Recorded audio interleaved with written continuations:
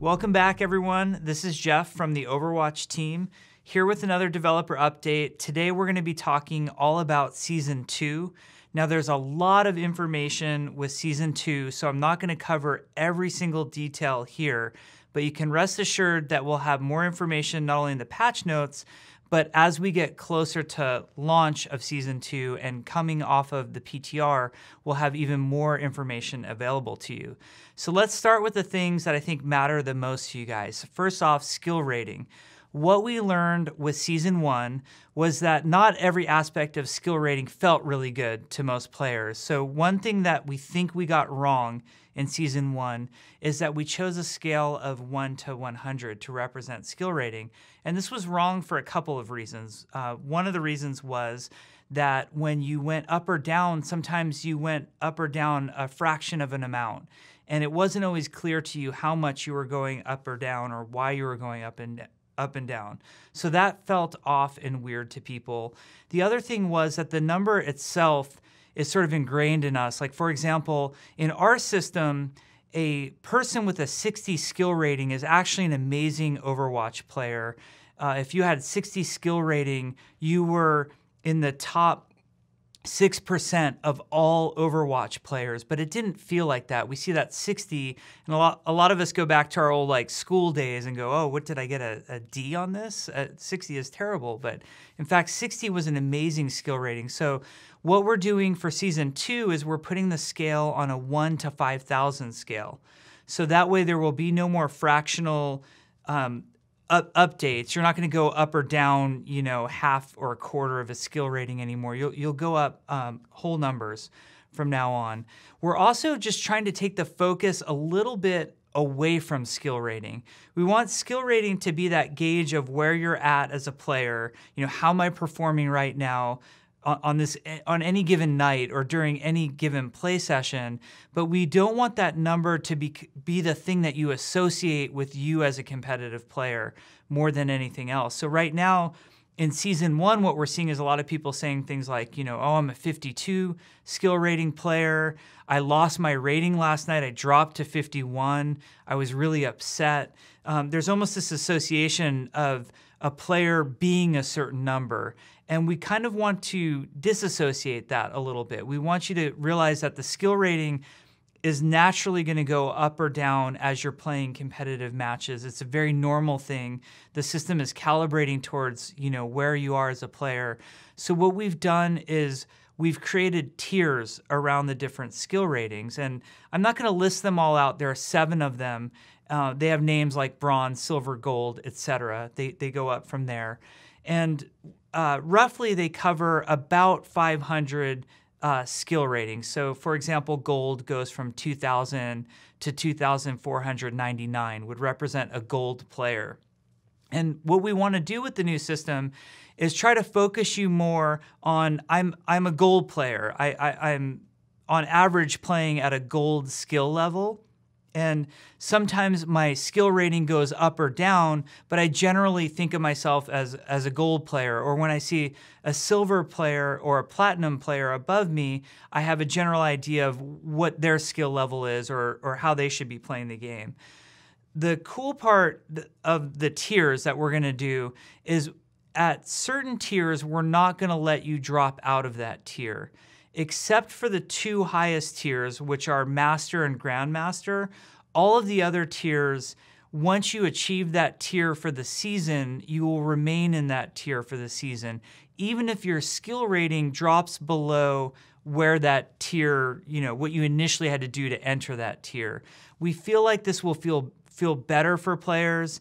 They'll know that they're a gold player, and if their skill rating dropped into that silver range, they'll get it back after a couple nights, or maybe they just need a week to get it back or whatever.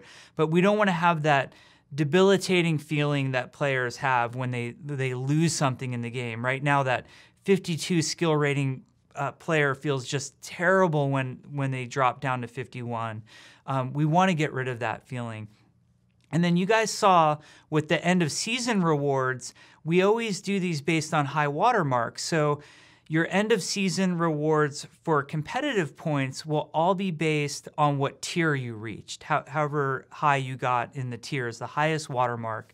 So you should feel pretty good, even though you're playing maybe at a silver skill rating for the last week of the season. If you ever got into gold, you will get the reward for gold, which should feel much better. Speaking of competitive points, for reasons I'm going to get into soon, we've multiplied these all by 10, meaning you will get 10 times as many. If you have any banked right now, we're going to multiply those by 10. But the golden guns also cost 10 more. And I'll get into why we're doing that in a little bit. So there's a lot of changes coming to the formats and the way that the game is played that are worth talking about. This is stuff based on your guys' feedback that we were listening to. We wanted to adjust how competitive felt in general. The number one piece of feedback that we received is that players don't like the coin toss. We don't like the coin toss either. The coin toss is going away. In fact, all of sudden death is going away. So what does that mean? Well, first of all, for the control maps like Nepal, there is no sudden death. It's still, 3 out of 5. You'll play your matches. There will always be a winner. For the assault modes, which is maps like Volskaya Industries or Hanamura, we're still using our time bank system that we have, which means you have a set amount of time to play the match. If your team finishes very quickly, then when the next round happens, you have that remaining time to use. We've made some adjustments there. So one thing that we've done is after the initial first round capture of point A, so every other time besides that one that I just mentioned, we'll always give a bonus 30 seconds. The reason we're doing this is there were those awkward times where you would capture a point in overtime, and then the map would just end and you never have a shot at the second point. So we want to make sure that if you're having a really great comeback moment, you have a shot. I mean, albeit 30 seconds is really fast and aggressive, but we want to at least give you that chance to get to the next point and make a final push and take it. So we will be giving you 30 seconds there.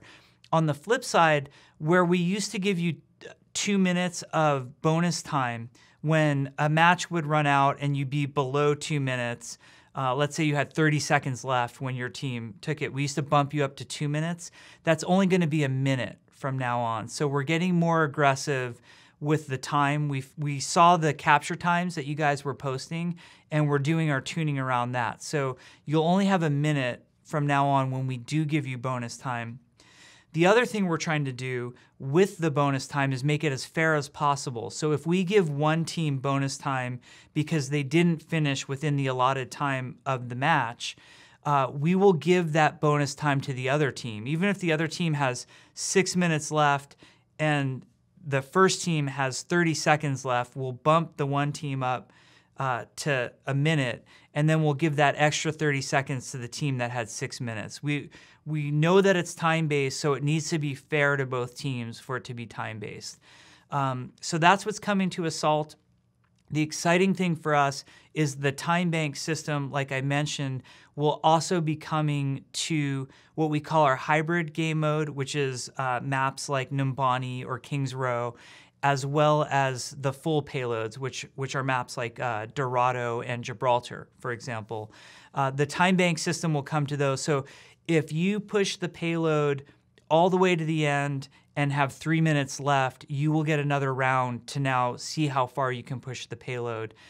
Ties should be very, very rare on the hybrid maps and the payloads. On the payloads, the only times that a tie is realistically going to happen is if nobody pushes the cart at all, either team, which seems exceedingly rare.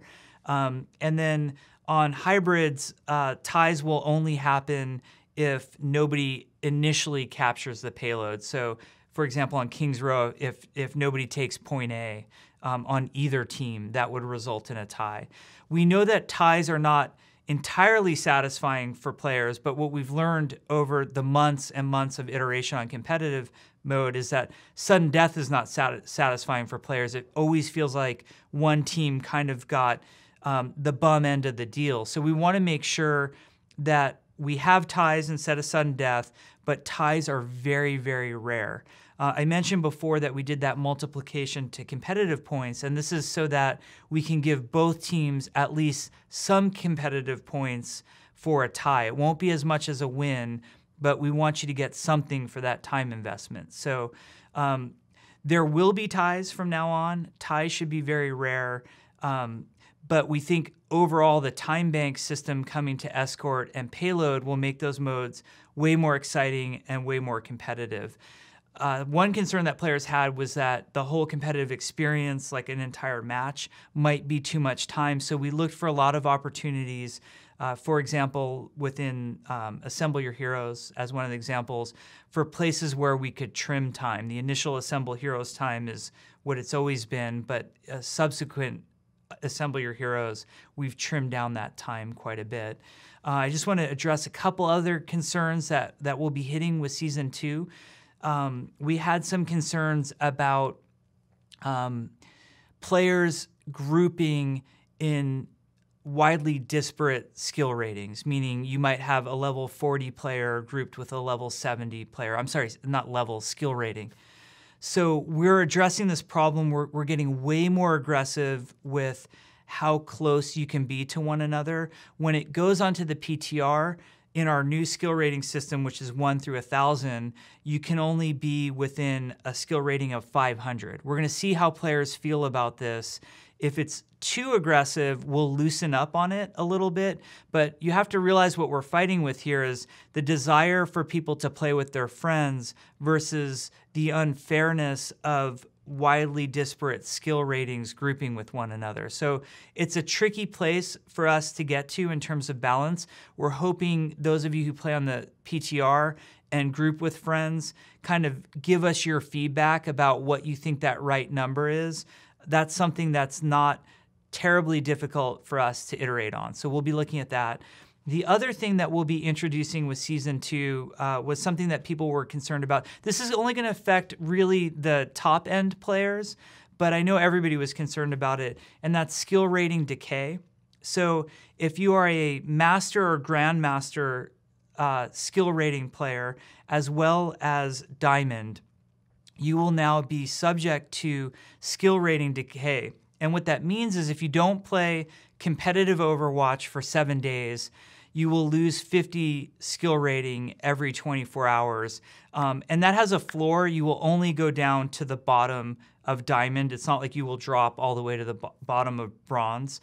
But we really want those top-end players to not just earn their spot and sit there for the rest of the season. We want them to be playing competitively and earning their spot. So they'll have to keep active in the system. It's not brutal. It's not like we're asking you to play 20 hours a day. We're just making sure that you're checking in with the system and still playing. So that will happen. Also, for our top 500 players, we're going to require that you have at least 50 matches played. So you'll know if you see a player in the top 500 that there's somebody who hasn't just completed their placement and got really, really lucky and the time had passed, so they happen to end up in the top 500, that they're players who are really actively and aggressively playing competitive mode. There's way more changes than I just mentioned. There's a lot of details. We're working to make sure that the patch notes are as detailed as possible, and we're working on other forms of communication because we know how much you guys care about competitive play in Overwatch. And we want Season 2 to be a really great step forward for everyone. We want Season 2 to feel kind of like a new beginning and like a really awesome moment where everybody can come back and try the system again and feel much better about the direction that it's taking. We have a good amount of time on the PTR, so we're excited to hear your feedback. There are a lot of things that we can change while we're on the PTR, so we'll be listening to that feedback. We'll be playing ourselves and getting a feel for it. But we want this to be the competitive system that you guys want. We want it to be awesome for you. It's your game. It should feel amazing. So please join us on the PTR. Let us know your thoughts. We hope you enjoy the system, and we'll give you more information as soon as it's available. Thanks, everybody.